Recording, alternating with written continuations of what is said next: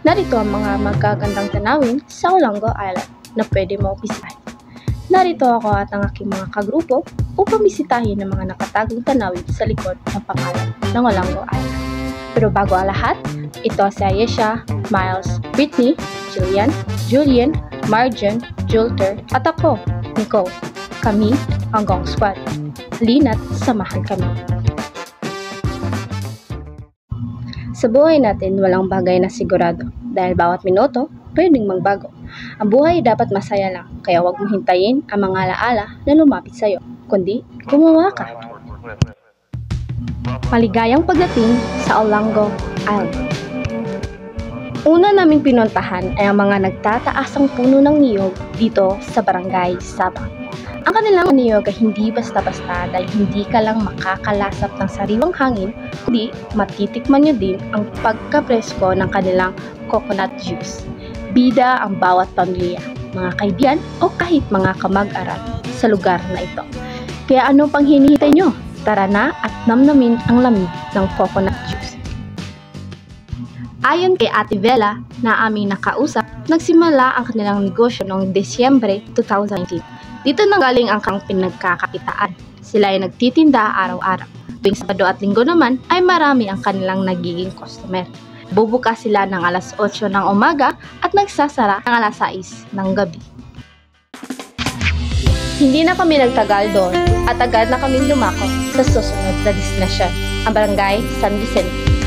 Dito ay maraming magagandang tanawin na pwede mong bisitahin, katulad ng Bird Sanctuary, Pangutlan, Maribagini, at iba pa. Dito, pwede mong dalhin ng iyong mga kaibigan at magsaya sa napakagandang tanawin sa lugar ito. Marami kang pwedeng upuan dahil kahit sa baba, pwede kang umupo.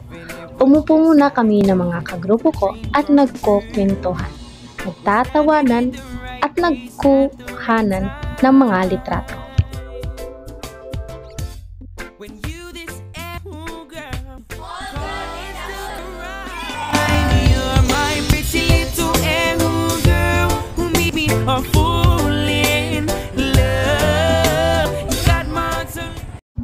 At dumating kami sa exciting na lugar sa aming destinasyon, ang Bird Sanctuary.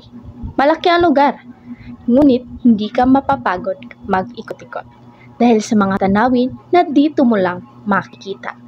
Dumaan kami sa napakahabang tulay bago namin narating ang nakadulo, kung saan makikita ang naggagandahang ibon. Kaya nga sabi nila, hindi mo mararating ang pinakamagandang pangyayari sa buhay mo kung hindi mo mararanasan ang hirap ng proseso. Pagkarating namin ay agad kaming namangha sa ganda at lawak ng buong lugar. Labis ang aming kagalakan nang makita ang mga magagandang ibon gamit ang telescope. I like me better when I'm with you. I knew from the first time I'd stay for a long time, 'cause I like me better when Sa puntong ito, halatang pagod at gutom ng lahat. Kaya bago kami dumako sa susunod na destinasyon, kami ay kumain muna.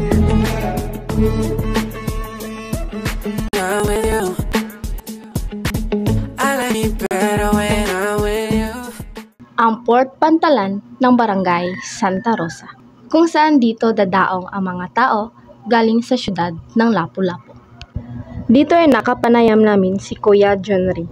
Siya ay isang tricycle driver. Naipagtanong namin kung papaano niya nakakayanan at papaano niya mailarawan ang kanyang buhay dito sa isla bilang isang tricycle driver. Ayon kay Kuya, araw-araw silang pumapasada. Madaling araw pa lang ay nakaabang na sila dito sa port. Ang kanilang kita naman ay nakadepende sa mga pasahero at sa tamang pambili ng bigas. At ang panghuli, ang Barangay Tingo, kung saan makikita natin ang napakaganda ng tulay. Dito ay makakalasap ka ng sariwang hangin gawa sa dagat. Karaniwan sa mga pumupunta rito ay ang mga estudyante pagkatapos ng klase. Maikli lang ang buhay, kaya huwag mong hintayin na magsisi ka na hindi mo napuntahan ang mga na nais mong puntahan. Ating bisitahin at suportaan ang mga magagandang tanawin dito sa Olango Island. Tara na at makisaya